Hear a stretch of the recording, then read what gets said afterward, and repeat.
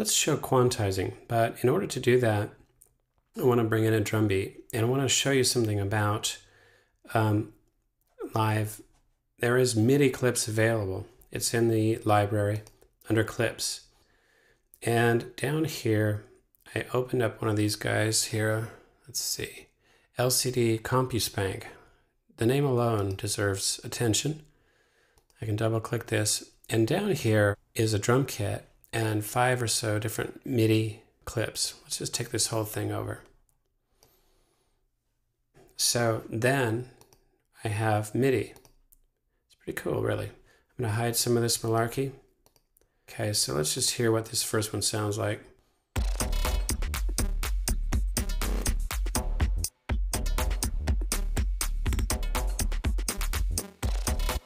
Okay, a couple things. In the last section, we didn't cover 2 things. One of them is option drag.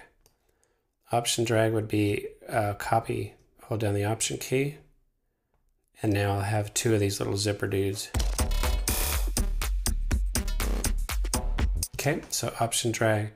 But let's just say that I was solid with this whole track, except for those zipper dudes. But I wanted to leave them in place just for the posterity of it. I have that set selected. I'm going to hold down the shift key, select that set, and what I want to do then is right click and select deactivate. Now these guys are going to go clear. Use my plus keys to 0 up there, clear. So now when I play the track, okay, so quantize, shift Apple U or right click to get quantize settings. In here, I can access the quantize menu, whoop-de-doo. The trick though is that I should have and could have and would have had selected the notes that I wanted to quantize first. Command A, select all, right click, quantize settings. And you can get in here and basically ruin this thing. Say I wanted to quantize everything to a strict quarter note, and I wanted just the starts to do it. So watch closely. Here we go.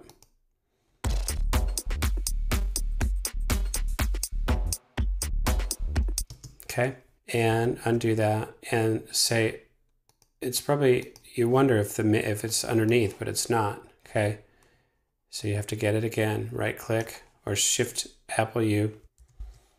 And let's do the endings to a quarter note and not the beginnings.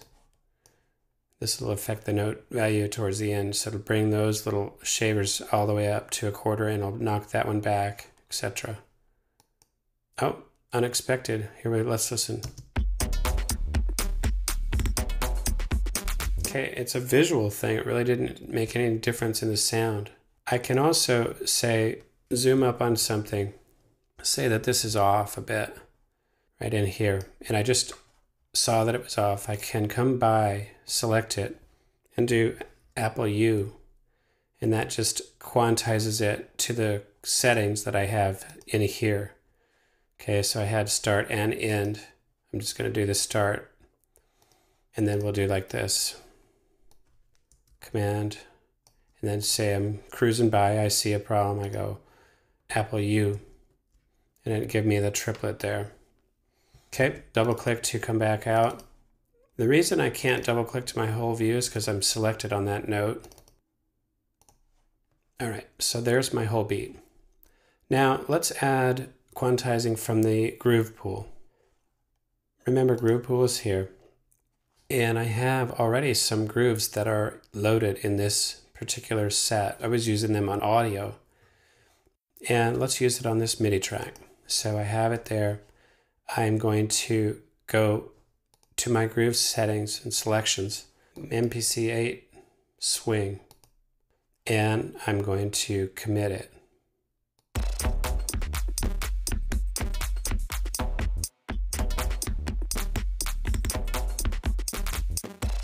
Okay, so that put like a 3 feeling on it. 1, 2, 3, da da da da da da ba ba ba. Okay, so the ones that I have in here aren't getting it for me musically, so let me hot swap a couple of these. Got my groove pool, hot swap, and it takes me right to my folder, and I can just literally take that on and just lay it over top of a groove.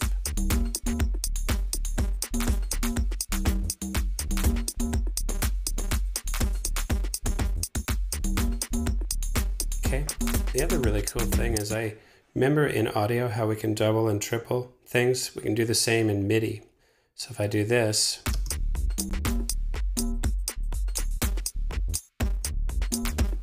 cut it in half. If I do this, it's normal. If I do this, it's double time. Let's hear how this does. And then we might quantize this.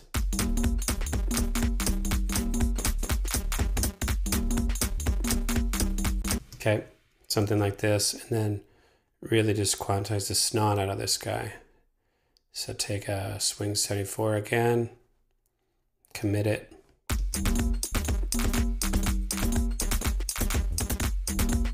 So this is some quantize options for MIDI using the groove pool.